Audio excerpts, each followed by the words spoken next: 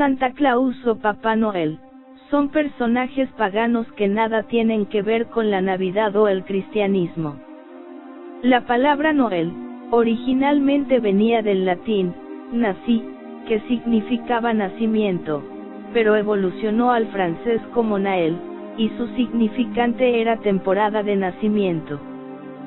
Finalmente en la Inglaterra protestante, la palabra quedó como Novel, o Noel, y terminó representando una mera historia literaria sobre el nacimiento, de tal suerte que Papá Noel no representa a un personaje histórico concreto sino más bien a un personaje ficticio o Papá Noel, y por ello ha sido prontamente introducido como un maligno sustituto en oposición a Jesucristo, que es el Hijo de Dios y verdadero protagonista de la Navidad.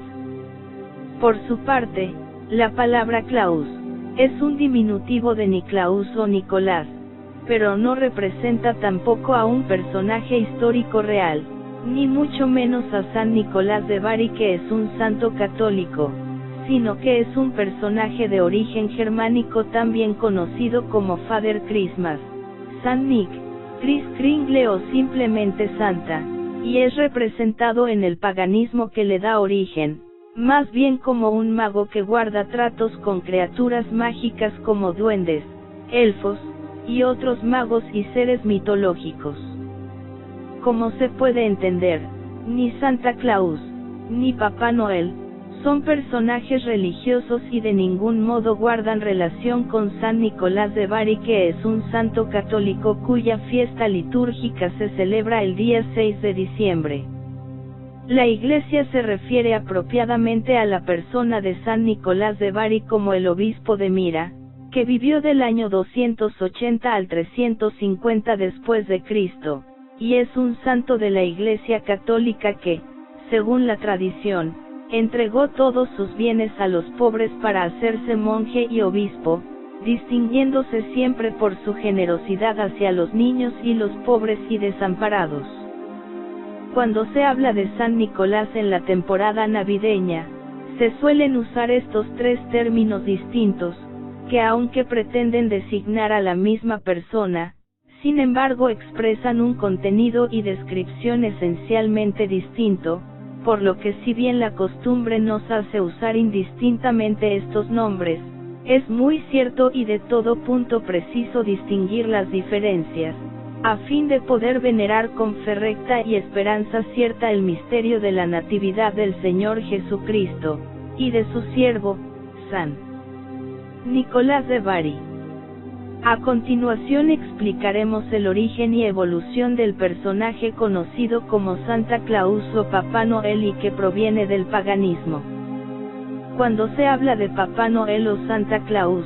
vienen asociados por el origen nórdico de la palabra un peligroso sincretismo religioso, donde se toma la persona de San Nicolás de Bari para dar apariencia de cristianismo y se le asocia con un misticismo mágico, idolátrico y pagano, donde se le vincula con gnomos, duendes e incluso se viste a San Nicolás como duende. Aparecen en el relato gigantes de hielo, como el personaje Frosty o Jack Frost, y elfos que no son otra cosa que demonios, y renos voladores que arrastran trineos al modo como la mitología del norte de Europa suele representar al dios Odín, y sus caballos. Además se le sitúa su casa en el Polo Norte y los muros eternos del hielo, igual que los dioses paganos del norte de Europa, cuando en realidad San Nicolás de Bari era de zonas desérticas. En fin, que se corrompe la figura de este gran santo y se le da un cambio esencial, convirtiéndolo más bien en un ser demoníaco e idolátrico, que ya nada tiene que ver con el santo que la Iglesia venera, y que por lo tanto es deleznable y debe ser rechazado y extirpado de nuestra celebración de la Natividad. Finalmente, cuando este personaje de Papá Noel llega a América, y el corporativismo norteamericano ve en él un atractivo producto para hacer mercadotecnia de un modo como nunca podrían hacer con Jesucristo, se le empieza a llamar y promocionar en el mercado de consumo solo como Santa Claus y se le promueve por medio de la televisión, las películas, los productos, las mentiras de los padres de familia que le dicen a sus hijos que este demonio vendrá a llevarles regalos, y cuyos derechos reservados posee la compañía Coca-Cola. Este Santa Claus es más bien un producto del materialismo, del consumismo, del hedonismo, de la falsa piedad, la falsa virtud, el egoísmo, la mentira, el engaño, del corporativismo yanqui y del amor al dios dinero. Y estos valores son lo que vemos promoviendo a Santa Claus, o más bien diría yo Satán Claus. ¿Cómo fue que llegamos a tal deformación en este personaje y a su asociación con San Nicolás de Bari? En la Edad Media, la leyenda de San Nicolás arraigó de forma extraordinaria en Europa, particularmente en Italia. A la ciudad italiana de Bari fueron trasladados sus restos en el 1087, y también en países germánicos como los estados alemanes y holandeses. Particularmente en Holanda adquirió notable relieve su figura, al extremo de que se convirtió en patrón de los marineros holandeses y de la ciudad de Ámsterdam. Cuando los holandeses colonizaron Nueva Ámsterdam, la actual isla de Manhattan, erigieron una imagen de San Nicolás, e hicieron todo lo posible para mantener su culto y sus tradiciones en el Nuevo Mundo.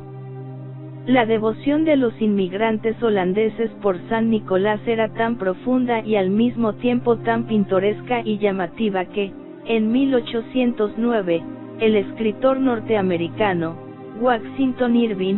trazó un cuadro muy vivo y satírico de ellas, y de otras costumbres holandesas en un libro titulado Knickerbocker's History of New York, la historia de Nueva York según Knickerbocker.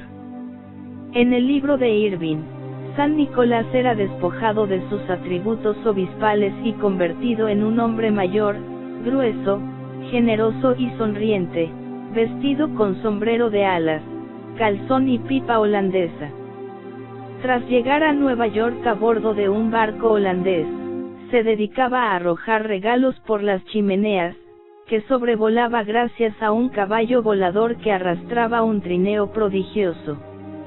El hecho de que Washington Irving denominase a este personaje guardián de Nueva York, hizo que su popularidad se desbordase y contagiase a los norteamericanos de origen inglés, que comenzaron también a celebrar su fiesta cada 6 de diciembre, y que convirtieron el Sinterklaas o Sinterklaas holandés en el Santa Claus norteamericano. Pocos años después de la publicación del libro de Irving, la figura de Santa Claus había adquirido tal popularidad en la costa este de los Estados Unidos que, en 1823, un poema anónimo titulado A Visit of St. Nicholas, una visita de San Nicolás,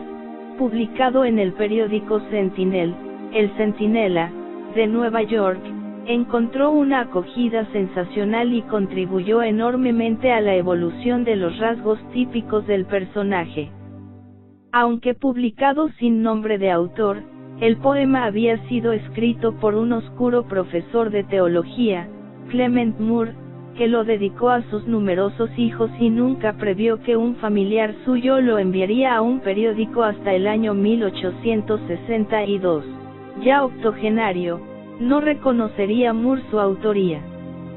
En el poema, San Nicolás aparecía sobre un trineo tirado por renos y adornado de sonoras campanillas.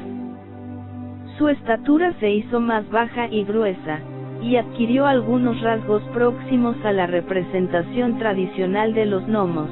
que precisamente también algunas viejas leyendas germánicas consideraban recompensadores o castigadores tradicionales de los niños. Los suecos holandeses en que los niños esperaban que depositase sus dones se convirtieron en anchos calcetines. Finalmente, Moore desplazó la llegada del simpático personaje del 6 de diciembre típico de la tradición holandesa, al 25 de ese mes. lo que influyó grandemente en el progresivo traslado de la fiesta de los regalos al día de la Navidad. El proceso de popularización del personaje siguió en aumento.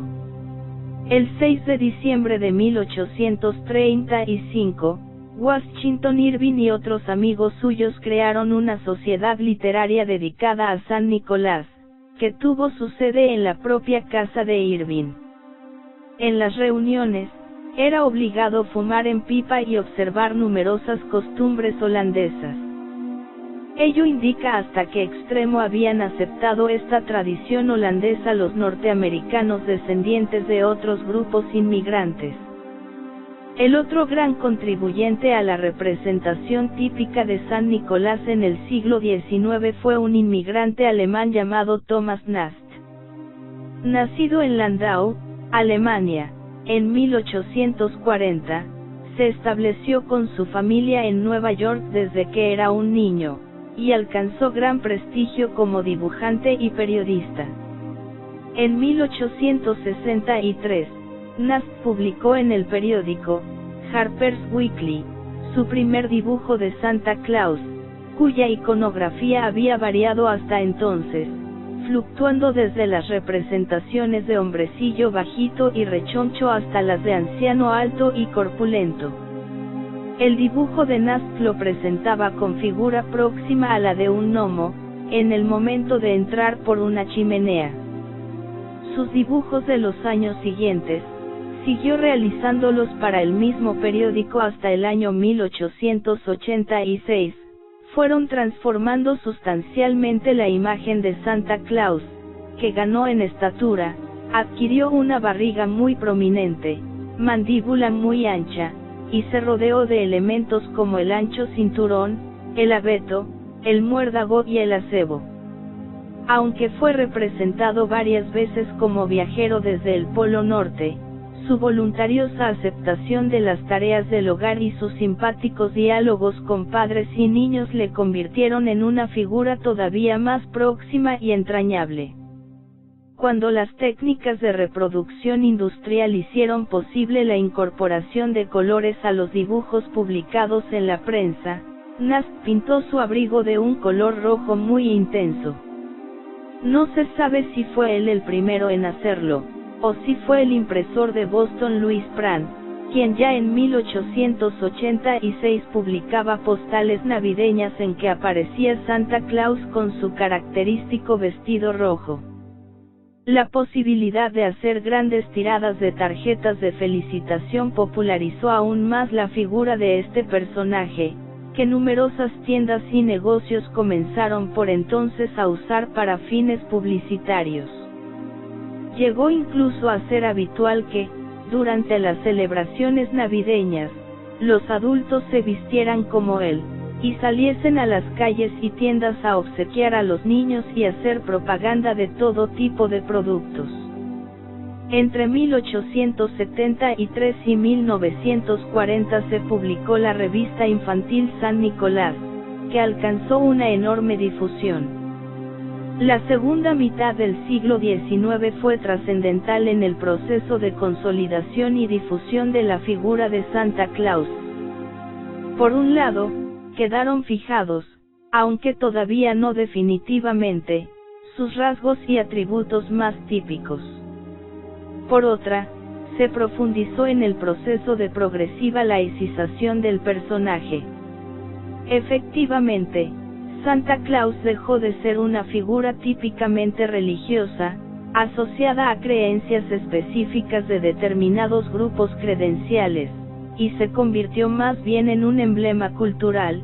celebrado por personas de credos y costumbres diferentes, que aceptaban como suyos sus abiertos y generales mensajes de paz,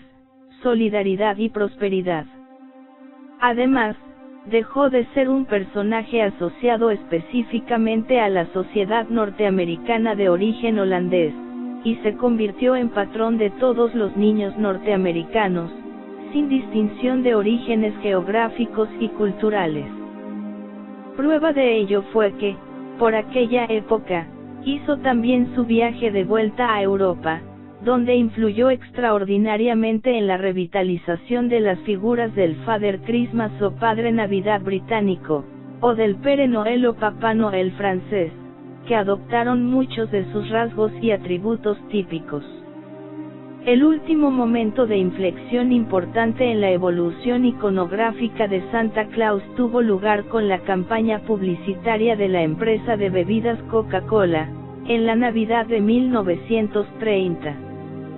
Como cartel anunciador de su campaña navideña, la empresa publicó una imagen de Santa Claus escuchando peticiones de niños en un centro comercial.